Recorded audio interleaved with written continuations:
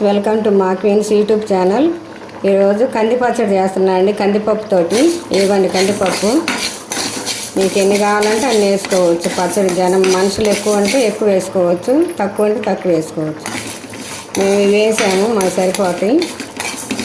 కందిపప్పు పచ్చడి చేసి పెడతాను వీడియో. మీరు కూడా అలా ట్రై చేయండి తప్పనిసరిగా. చాలా బాగుంటుంది. ఇది పూర్వకాలం ఎక్కువగా చేసుకునే వాళ్ళు, ఇప్పుడు ఎవరు చేయట్లేదు, ఎవరో ఒకళ్ళారో చేస్తున్నారు.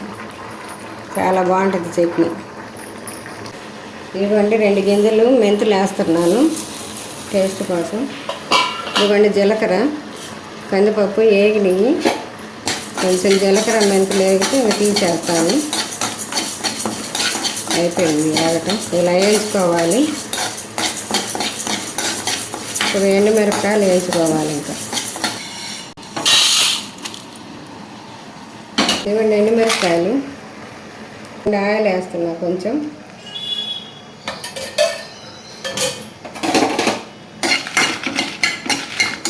వేయించుకొని పెట్టుకోవాలి. దోరగా వేయించుకోవాలి, మరీ నల్లగా మాడకూడదు.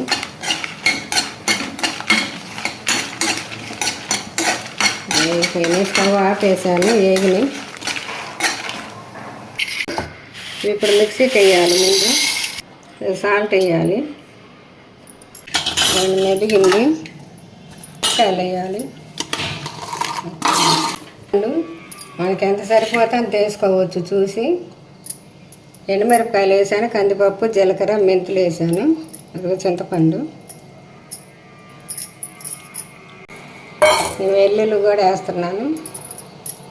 చింతపండులో నీళ్ళు వేసుకోవచ్చు.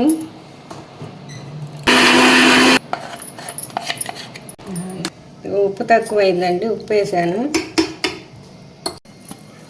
ఇదిగోండి ఉల్లిపాయలు వేసాను. ఇవన్నీ రెడీ అయిపోయింది చట్నీ, కందిపప్పు చట్నీ. ఇట్లానే తినొచ్చు. మా అమ్మ వాళ్ళు, మా నాన్నమ్మ వాళ్ళు ఇట్లానే తింటారు. తాలింపు కూడా వేయరు. మీరు కావాలంటే వేసుకోవచ్చు, మీ ఇష్టం. ఉల్లిపాయ ఇట్లా ఉండాలి, ఇట్లా ఉంటే కానీ బాగుంటుంది. ఇట్లా కచ్చాపచ్చగా చేయాలి, మిక్సీకి వేయాలి. అయిపోయింది, రెడీ అయిపోయింది పచ్చడి. కచ్చాపచ్చగా వేసుకోండి. దంచుకుంటే బాగుంటుంది రోట్లో. మీరు వీలుంటే దంచుకోవచ్చు. తప్పనిసరిగా చేసుకొని తిని చూసి ట్రై చేయండి. తప్పనిసరిగా లైక్ చేయండి, షేర్ చేయండి, సబ్స్క్రైబ్ చేయండి, గంట కొట్టండి. కామెంట్ రూపంలో తెలియజేయండి ఎలా ఉండేది చట్నీ. మీరు తాలింపు వేసుకోవాలనుకుంటే వేసుకోవచ్చు, లేదా ఇట్లనే తినవచ్చు. బాగుంటుంది. వేడి వేడి అన్నము, నెయ్యి లేకపోయినా బాగుంటుంది చట్నీ. కమ్మగా తినవచ్చు కడుపు నిండా. బాయ్.